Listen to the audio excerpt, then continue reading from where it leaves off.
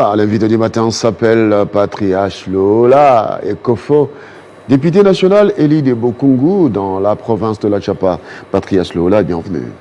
Merci beaucoup. Député national, vous bénéficiez de ce mandat national pour défendre les intérêts de la population et au plus haut niveau, mais vous dépendez aussi votre territoire où vous constatez jusqu'à ce jour qu'il y a autant d'impayements des salaires des fonctionnaires de l'État. Oui, Monsieur Crispin, nous sommes venus pour parler de ce qui nous ont fait de nous ce que nous sommes aujourd'hui et ce qui nous ont envoyés ici à Kinshasa pour les représenter et parler d'eux-mêmes. Ici, c'est spécialement des agents et fonctionnaires de l'État du territoire de Bokungu et aussi d'Ikela, parce qu'il y a 4 mois que ces gens ne sont pas payés. Et Ikela. Et Ikela, qui, il y a 4 mois, ils ne sont pas payés, alors que la banque qui est censée aller payer dans cette province, c'est-à-dire la province de la Chapa, c'est la Raw Bank, qui est une grande banque, et je crois qu'il faudrait qu'on puisse placer un mot sur ça. Mais avant d'aborder notre sujet du jour, il y a l'actualité l'oblige. Je tiens sincèrement à exprimer des joyeux anniversaires à notre Maman Olive, Lembe Kabila, grande dame, Maman Olive, que moi j'appelle femme africaine, femme noire et une mère parce qu'elle remplit les caractéristiques d'une mère. Elle n'est pas seulement une femme et une maman, mais aussi une mère. Vraiment, joyeux anniversaire à cette grande dame, ouais, là où elle se trouverait dans ce moment. C'est le cas de le dire. Bon, cela étant dit, je reviens sur la bancarisation. Je crois que c'est vers la fin de l'année 2011 que la République, ici nous sommes dans la République, au gouvernement sortant, ici je vois le président Joseph Kabila, le président honoraire, on a pensé à ce que les fonctionnaires et agents de l'État soient payés à travers les banques, tout simplement parce que lorsque l'argent passait entre les mains des comptables, il y avait beaucoup de manipulations. Quelqu'un qui pouvait bénéficier de 50 000 ou 100 000, finalement, avec cette situation d'une main à l'autre, il se retrouvait avec 20 000, 25 000.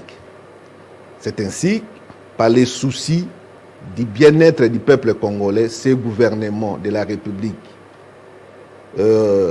sous la gouvernance de l'autorité morale Joseph Kabila, a pensé que les fonctionnaires de l'État soient payés à travers les banques. Et ce n'était pas n'importe quelle banque. On a demandé aux banques capables de se représenter d'abord dans les provinces, et à ce moment, c'était encore des chefs-lieux des districts et dans les territoires. C'est ça la philosophie.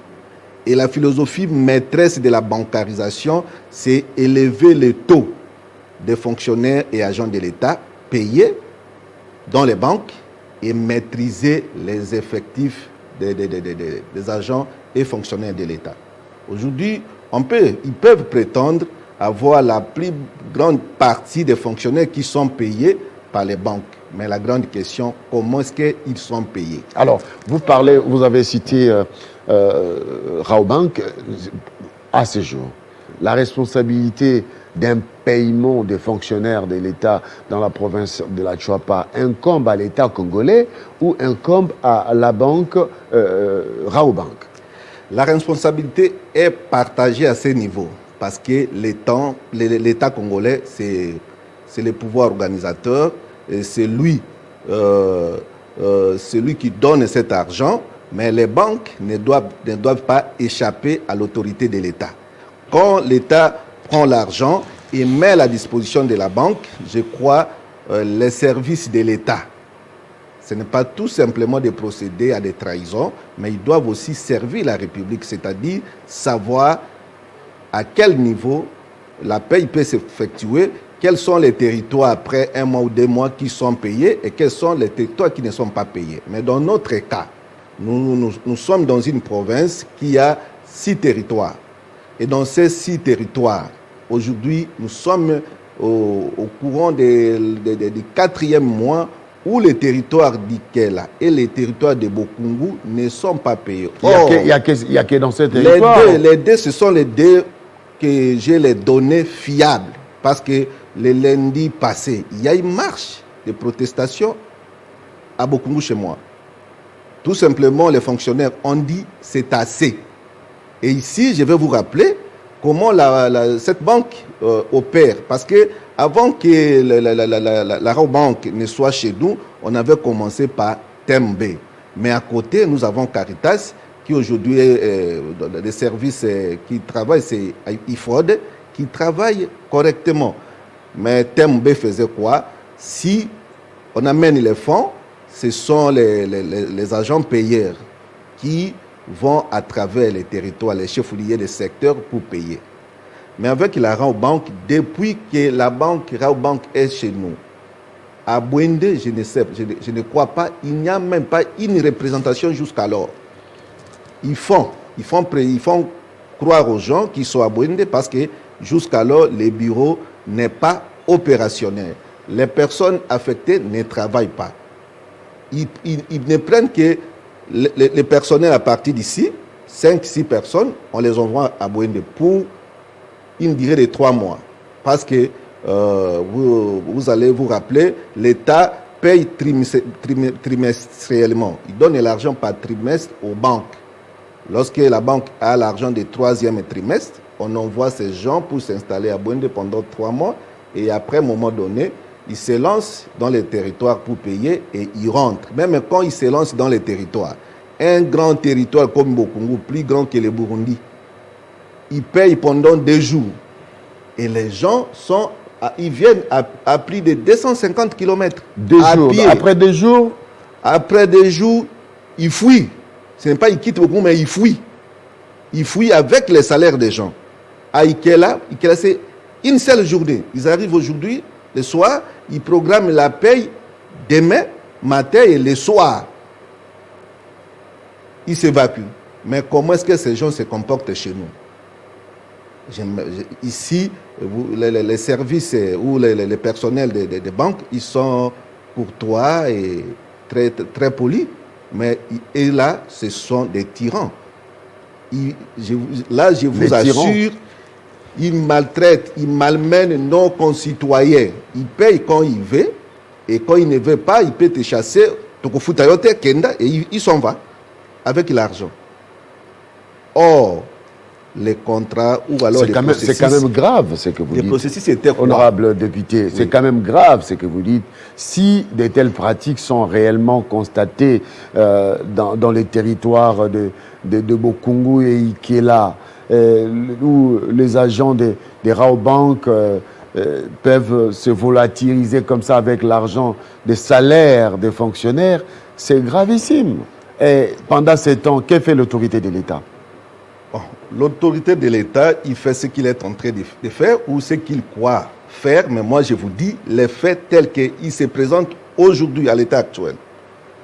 Et je ne crois pas que quelqu'un viendra ici pour vous dire que ce n'est pas de cette manière. Personne ne va démentir. Non, moi je vous parle parce que moi je n'habite pas Kinshasa, moi j'habite Bokungu et je suis aussi fonctionnaire de l'État. Je suis enseignant au niveau de l'ESU. Et il y a des fois que moi-même, je m'approche auprès de ces personnels pour toucher mes dits. Et j'ai été aussi dans toutes ces manœuvres. Je n'invente pas des choses. Donc, à ce jour, combien de mois d'impayement? Les mois d'impayement à Bokungu, Ikela, c'est 3 mois. Et si nous ajoutons les mois de juillet, nous sommes au 4e mois que la population ou les fonctionnaires de l'État de ces deux territoires ne sont pas payés. Mais ici, je voudrais insister sur un aspect. Les salaires, c'est mensuel. Mais comment est-ce que ces gens s'arrangent pour attendre d'aller payer après 3 mois? Ce sont des arrangements donc personnels. Mais après 3 mois, on paye les 3 mois du coup. On paye les 3 mois du coup, mais ce n'est pas bon. On paye les 3 mois du coup, mais ce n'est pas ce qui doit se faire. parce que ça porte préjudice aux fonctionnaires et agents de l'État. L'État a prévu et la loi aussi prévoit qu'on soit payé mensuellement. Ce n'est pas après 3 mois. Et nous sommes dans un état de droit. C'est ainsi que je parlais, je faisais allusion au service de l'État. La loi prévoit que le salaire, c'est mensuel. Il faudrait, comme les gens, les fonctionnaires de l'État de Kinshasa, de Lubumbashi, de Goma, touchent leur salaire mensuellement, je ne vois pas pourquoi ceux de Bokungu doivent continuer à souffrir, procéder à des conciliabules pour dire qu'il faut après 3 mois qu'ils doivent être payés ou n'importe comment. Non. Nous sommes dans une même république, un même président de la République, les mêmes lois. Je crois à ce moment, on doit apprendre à respecter les choses et s'émouvoir dans la direction indiquée par le président de la République. Nous sommes dans un état de droit, signifie que les fonctionnaires et agents de l'État ont droit à leur salaire mensuellement.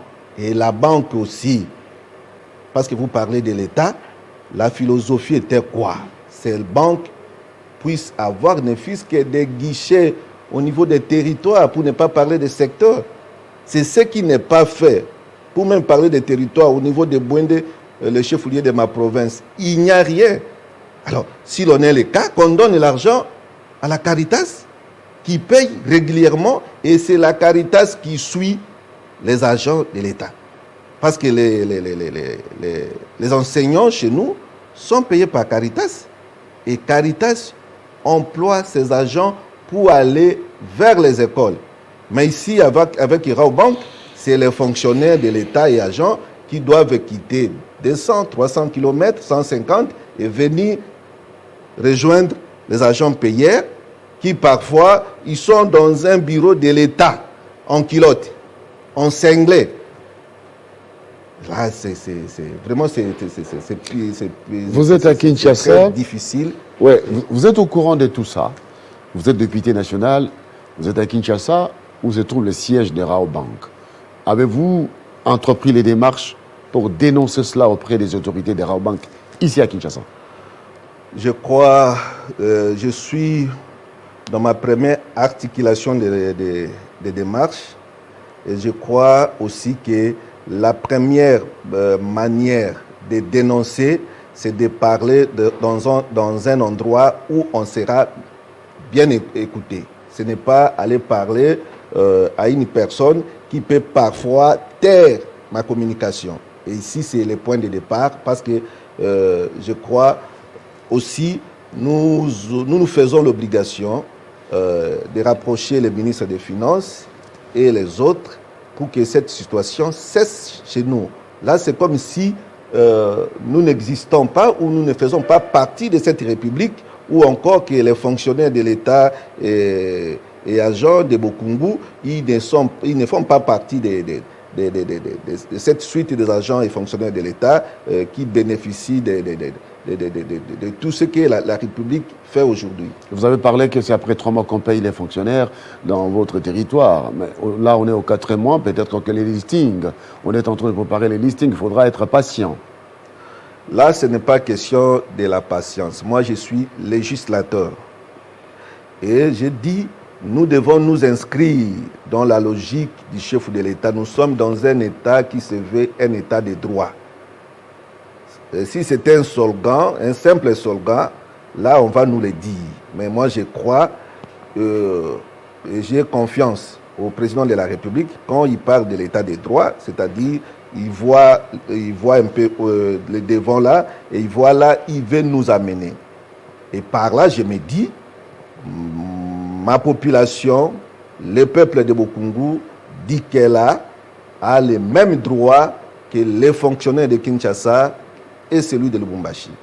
Vous savez, depuis très longtemps, nous avons subi beaucoup d'injustices. Vous pensez que vous êtes stigmatisé?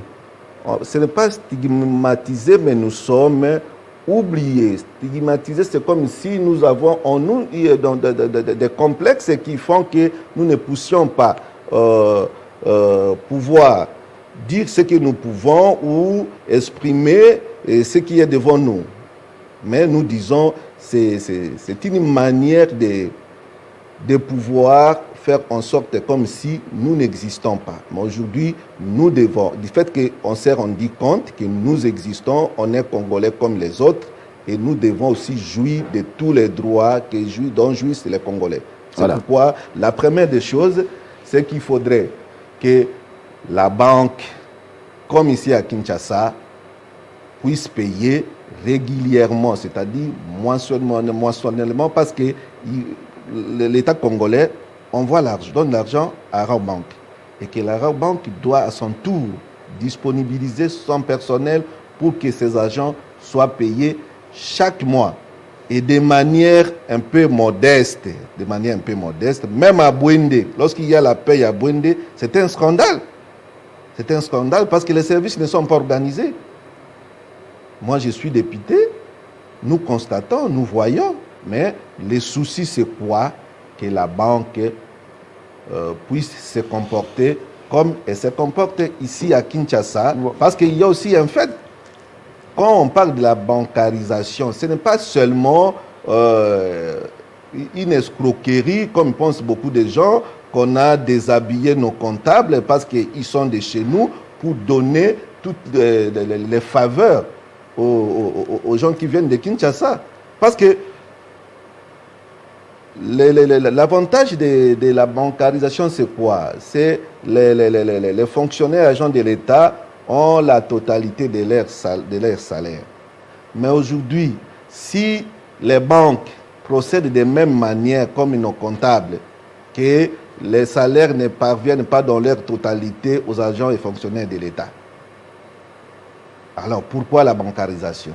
Ça devient une escroquerie. C'est pourquoi nous disons il faut donner la chance à nos gens de Bokungu et d'Ikela, de toute la Tchouapa, qui puissent être comme les agents traités comme tous les autres fonctionnaires. Un instant, Monsieur Crispin. La banque, il ne suffit pas seulement que les personnels des banques vous donnent l'argent. Il faudrait aussi que les fonctionnaires de l'État soient réellement titulaires de ces comptes. On ne manipule pas nos comptes à l'intérieur. On amène des listings pour vous dire que vous avez 100 000, 200 000, on vous paye. Mais vous n'avez pas accès à votre compte. Et pourquoi ces banques-là? Voyez. Parce que si on se rapproche des banques, c'est pour aussi bénéficier de certains avantages. Chaque fonctionnaire devrait manipuler son compte au besoin. S'il peut placer de l'argent, il voudrait bien le faire. Si nous avons cet accès de manipuler nos comptes, cela aussi nous rapproche à pouvoir solliciter des crédits et ça va donner des avantages à la population. Mais une banque qui ne vient que pour payer et rentrer, et cette banque ne paye pas sans bénéfice, l'État congolais met des moyens conséquents pour que les banques puissent se mettre au travail.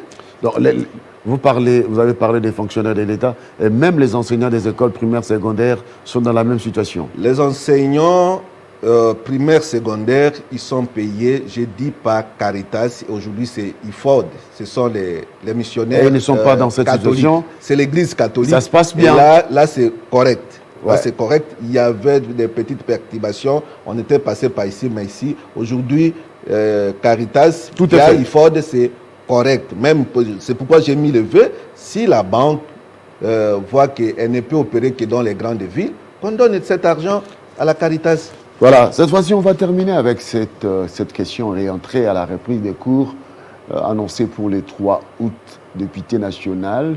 Votre territoire est concerné aussi sur le plan national. Vous avez le mandat national. Quel est votre point de vue sur la reprise des cours, malgré la présence de la pandémie qui n'est pas encore déclarée terminée sur toute l'étendue de la RDC? Oui, depuis très longtemps. Vous savez que mon avis était qu'on ne puisse pas fermer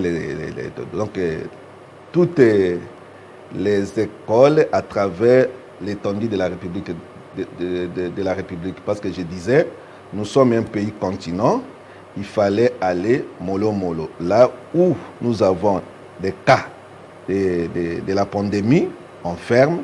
Et là où il n'y en a pas, on laisse fonctionner. Et si on était attendu aujourd'hui, les élèves formés, donc l'année serait clôturée en bonne et due forme. Mais comme la décision vient en retard, vraiment, nous saluons cette décision parce que l'éducation, c'est l'avenir de cette nation. Il y a des gens qui disent qu'il faut déclarer cette année une année blanche.